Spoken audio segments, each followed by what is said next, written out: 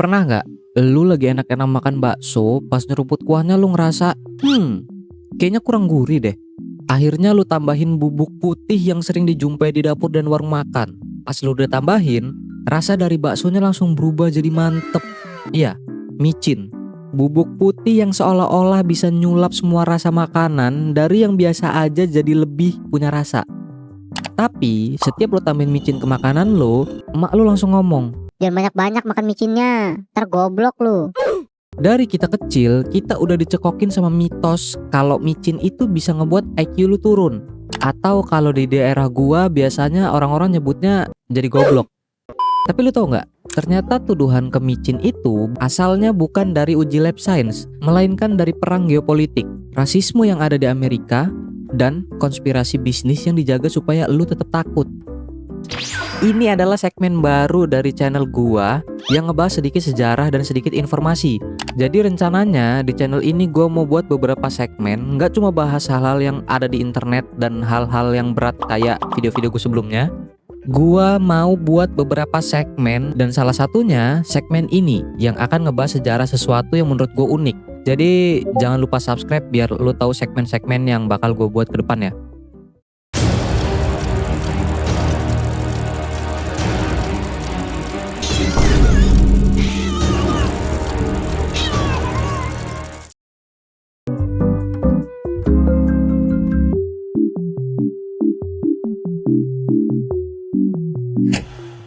Cerita ini dimulai sore hari di Jepang pada tahun 1908.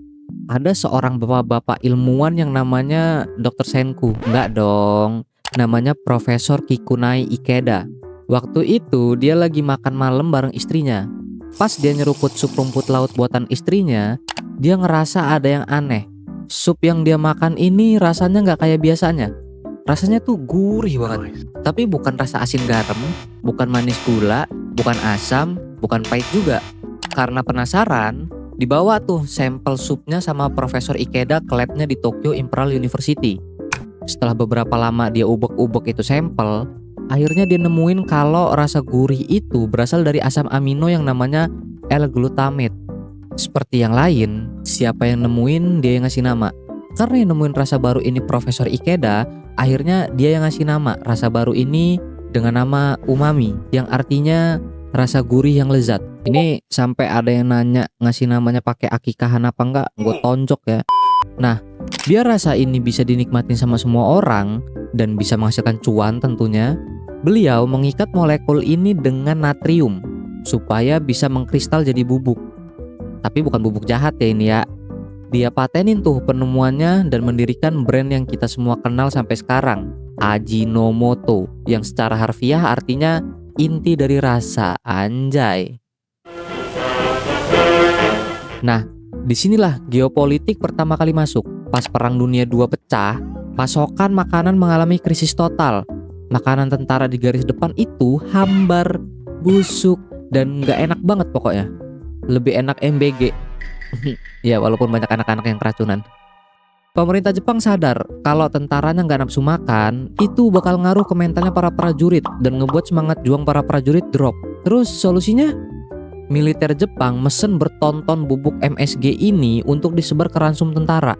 Hasilnya, makanan yang hambar rasanya langsung jadi kayak masakan Chef Juna. MSG resmi jadi komoditas militer yang strategis.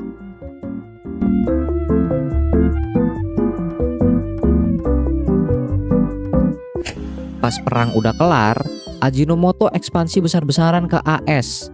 Di saat yang sama, imigran dari Cina lagi rame banget buka restoran di New York dan California. Resto-resto Cina ini sukses di sana karena orang Amerika suka banget sama makanan Cina. Karena porsinya banyak dan murah. Ya, ternyata udah dari dulu produk Cina itu murah-murah. Tapi, kebahagiaan ini gak bertahan lama. Pada April 1968, ada majalah yang paling terkenal di dunia bernama The New England Journal of Medicine menerbitkan surat pendek dari seorang dokter bernama Dr. Robert Humanwok. Kok kayak nggak asing? We walk the talk, not only talk the talk. Di surat pendek itu beliau curhat, Cuk, gue ngerasa setiap gue habis makan di restoran Cina di Amerika, leher belakang gua agak baal dah. Jantung gua deg-degan kenceng banget. Terus badan lemes. Kenapa ya? Apa karena alkohol, garam, atau mungkin MSG-nya? Tapi disinilah plot twist gilanya. Puluhan tahun kemudian muncul pengakuan kalau surat itu sebenarnya diduga cuma prank atau lelucon taruhan antar dokter barat yang nama penulisnya dipalsuin. Tapi terlepas dari apakah surat itu prank atau bukan, dampaknya terlanjur nyata dan mengerikan bagi para imigran, terutama imigran-imigran Asia.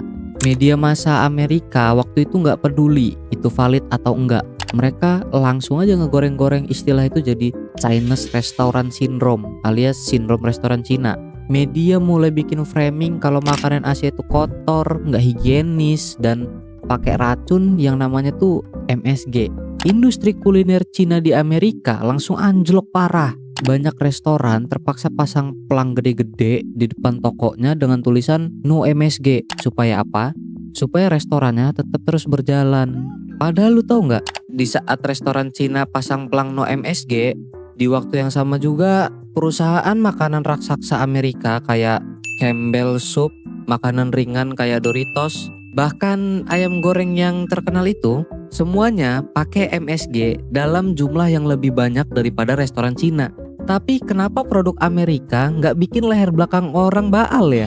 Ya jawabannya simple sih, karena ini bukan soal medis. Ini soal rasisme dan ketakutan Amerika terhadap dominasi ekonomi Asia yang lagi naik banget waktu itu.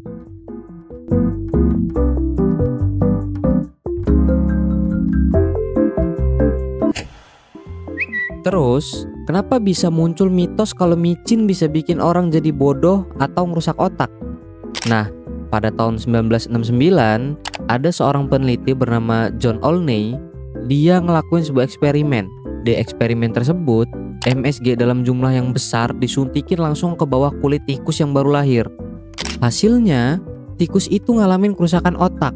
Media pada saat itu langsung heboh lagi. No kan bener MSG terbukti bikin bodoh. Padahal kalau dipikir pakai logika sehat nih ya, eksperimen tadi itu cacat total. Kenapa? Pertama, manusia itu makan micin lewat mulut dan dicerna di lambung, bukan disuntik ke bawah kulit. Kedua, dosis yang dikasih ke tikus itu kalau dikonversi ke ukuran manusia, itu sama kayak lu makan setengah kilo micin murni sekali makan. Orang gila mana di dunia ini dari zaman Nabi Adam sampai pemerintahan Prabowo yang makan micin setengah kilo coba?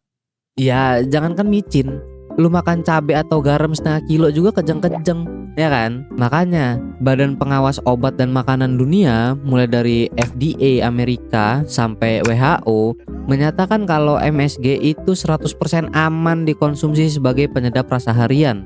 Bahkan almarhum chef legendaris dunia Anthony Bourdain pernah ngomong di acara TV-nya kalau mitos alergi MSG itu murni omong kosong. What's your feeling on MSG?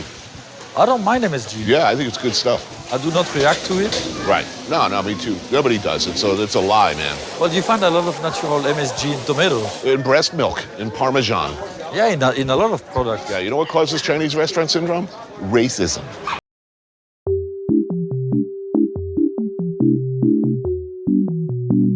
Sekarang pertanyaannya, kalau dunia internasional udah tahu kalau ini cuma hoax dan rasisme zaman dulu, kenapa di Indonesia micin bikin goblok itu awet banget sampai sekarang? Bahkan sampai ada istilah kayak generasi micin. Jawabannya karena di negeri tercinta kita, mitos ini dari yang awalnya isu medis bergeser jadi kambing hitam sosiologis. Ya orang-orang lebih gampang nyalahin bubuk putih harga 2.000 perak atas kegagalan sistem pendidikan atau kemalasan belajar kita daripada ngakuin kalau kita emang lagi males aja dan sistem kita emang hancur aja. Lu tim makan ditambah micin atau gak pakai micin?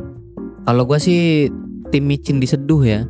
Dan menurut lu hoax apa lagi di Indonesia yang menurut lu tuh nggak masuk akal tapi masih dipercaya sampai sekarang? Coba tulis di kolom komentar, siapa tahu bisa jadi konten buat selanjutnya. Kalau lu suka sama video ini lu bisa like, kalau nggak suka ya lu dislike aja nggak apa-apa.